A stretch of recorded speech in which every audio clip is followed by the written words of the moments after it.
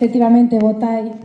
Entón, dicirvos que este é o primeiro pregón que fago na miña vida, é que cando a dirección da mostra me chamou para facerme o convite de ser a pregoeira desta edición, vou vos dicir que sí, que me sentín un pouco VIP, un pouco famosa, un pouco David Bustamante, un pouco Chanel Terrero no pregón do orgullo. E o certo é que despois quedeime en branco porque non sabía moi ben como se facía un pregón e intentaba recapitular na miña memoria algún, pero non me acordaba, e entón cheguei á conclusión que vou a moi poucas festas e que creo que paso demasiado tempo fora de Galicia e fora de Galicia non hai festas. Entón, que fixen? Preguntei aos meus pais, que eles sí que van a todas e non teñen internet, pero no móvil a única páxina que visitan é a de festasdegalicia.com. Dixeronme que en Galicia hai máis de 300 festas ao día no Brao. E logo miña nai díxome que nos pregóns que había que dicir viva. E dixenlle, mamá, non é a festa do Botelo, é teatro, somos intelectuales. Entón, como ela gustalle moito que lle dé a razón, aínda cando non a ten, e a min gustame moitísimo darlla porque teño un poquinho de complexo de Edipo, pois vou dicir, viva Cangas, viva o teatro, viva a mostra.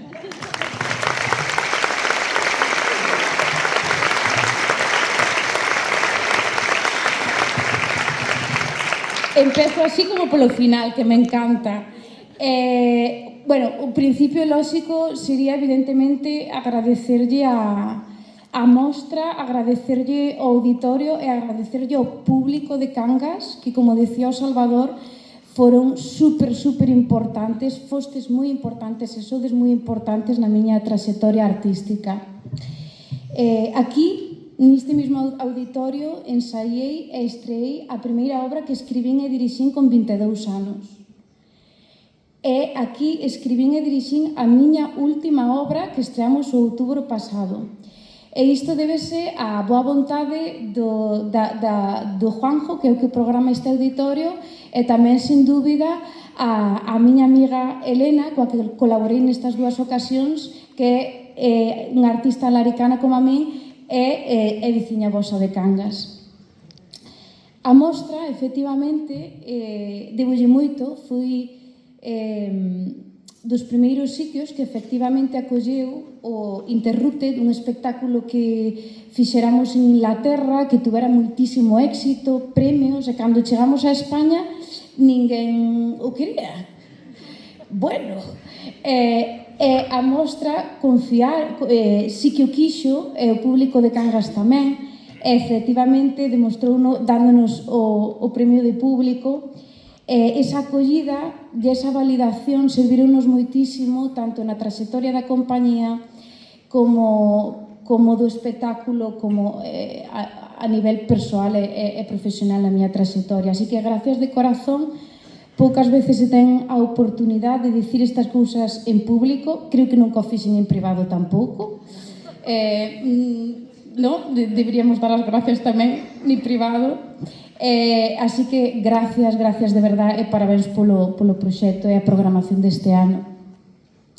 Pensaba estes días, aparte da miña relación ca mostra, pensaba na mostra en sí. Lembrei que cando escoitei falar por primeira vez da mostra como que me parecía un pouco complicado o nome e as siglas, non? Porque pensaba, eu como son disléxica, pensaba, pero por que non lle puderon chamar MIT, non? Non, MIT, non? Buscando a programación de Google, programación MIT, non? Pero é que a veces é necesario complicarse a vida. E hoxe, deténdome nisto, neste que ao final é a seña de identidade da mostra, que sexa cómica e festiva, non só fai da mostra algo único, sino tamén apela a dous termos que agora mesmo neste momento no que estamos parecenme revolucionarios e que creo que nos poden facer unha invitación para despexarmos un pouquiño este horizonte que vemos do mundo que nos parece un pouco oscuro. Estes dous termos que con frecuencia son bastante denostados porque o cómico non é serio e a festa, pois, ao non ser productiva tampouco, porque como xa sabemos neste mundo o que non é productivo non é importante.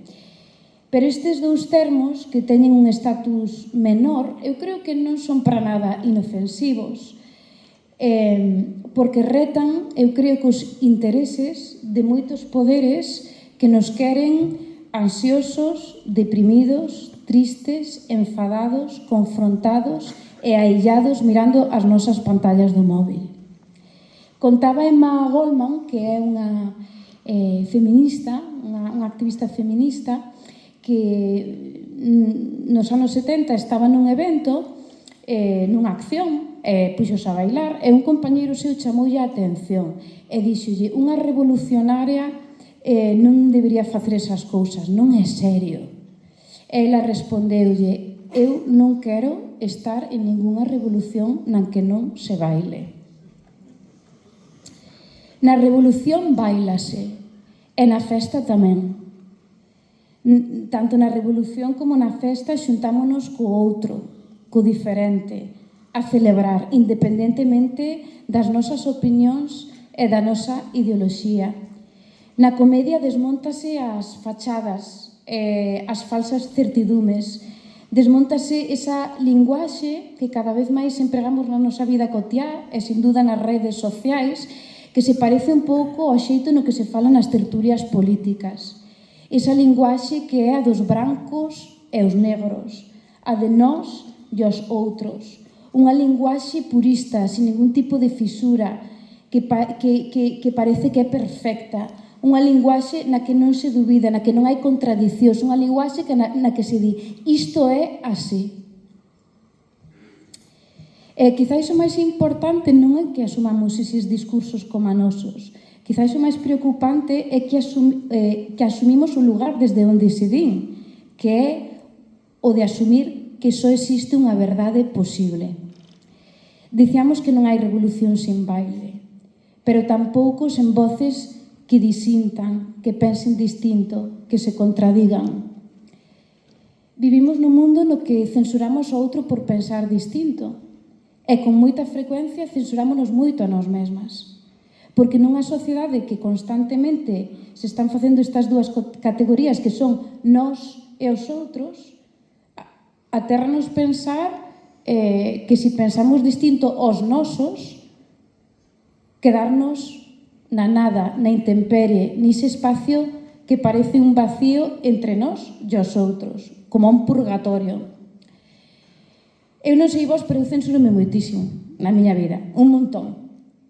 Sin embargo, no teatro, especialmente na comedia, con iso de que é mentira, pois digo moitas verdades. As miñas. É no teatro onde me atrevín realmente a explorar libremente a contradición. Esta cousa de pensar unha cousa e pensar outra ao mesmo tempo, que nada que ver. Pensar unha cousa e facer outra, o que ven sendo ser incoherente. Ser inconsistente. Como, por exemplo, noutro dos espectáculos que tamén fixemos aquí, Generación Guai, eu confesaba, por exemplo, que quero ter fillos, pero que non quero crialos, que quero vestir ben, pero que non quero gastar, que quero ser artista, pero ganar moitísimo diñeiro, que quero ganar moitísimo diñeiro, pero ser xenerosa e boa persona, pero non gilipollas. E isto é o que pasa, que a xente se rí, é increíble, a veces rise de alivio, a veces rise de xeito nervioso, porque din, se eu son igual de mamarracha, igual de miserable.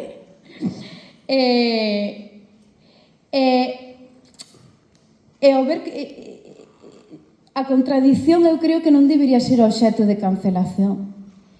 non nos debería afastar dos demais, en todo caso debería nos achegar aos outros. Ese non saber, ese non ter respostas definitivas, esa cousa de sermos sempre, sermos traballos en proceso, non?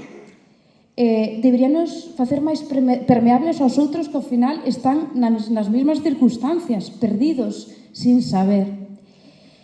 É esa vulnerabilidade, eu creo, a que abre a posibilidade de conversar. Non termos unha resposta definitiva, ao mellor permítenos imaginar outras novas.